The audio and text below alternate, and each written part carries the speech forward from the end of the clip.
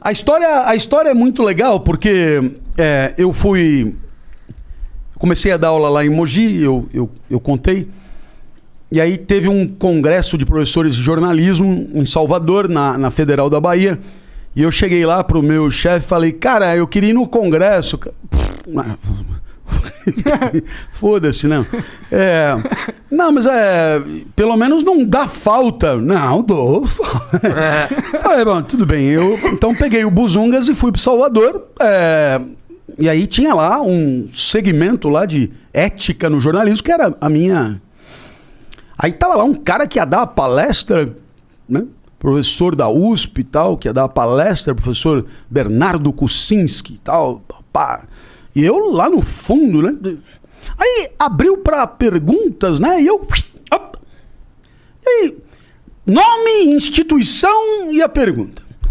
Meu nome, na época, 0, né? Quer dizer, tipo, Clóvis ou... né? Você não era famoso.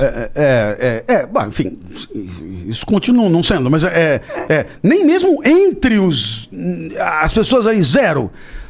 Bom, a instituição é o que é...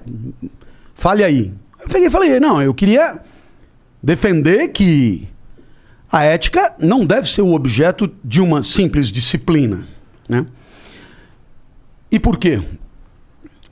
Porque eu acredito que num curso como o curso de jornalismo, a discussão ética ela poderia ser melhor como um tema transdisciplinar.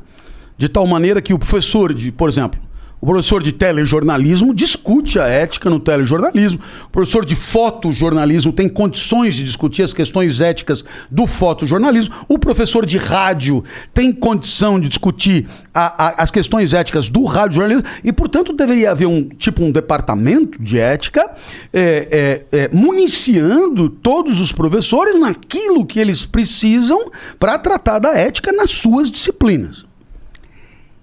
Muito bem. O que aconteceu durante a minha fala? E aí você percebe o valor de um discurso. O valor do discurso não está no que você diz, mas está na legitimidade do porta-voz. Como... né? E como eu estava dizendo meio que o contrário do que, de alguma forma, estava instituído, então o meu microfone foi desligado no meio do caminho. Sabe, eu falei só pra mim. E isso simbolicamente identifica o desautorizamento. Você não tem capital acadêmico para propor uma heresia desse naipe. A história é bem legal porque 15 anos depois, exatamente, o mesmo congresso me chamou para dar a palestra, a tal da palestra. Mesmo tema. Enfim, no final eu ia dar o tom de ética no jornalismo e tal. E aí eu resolvi fazer uma brincadeira, não foi uma vingança, foi uma brincadeira.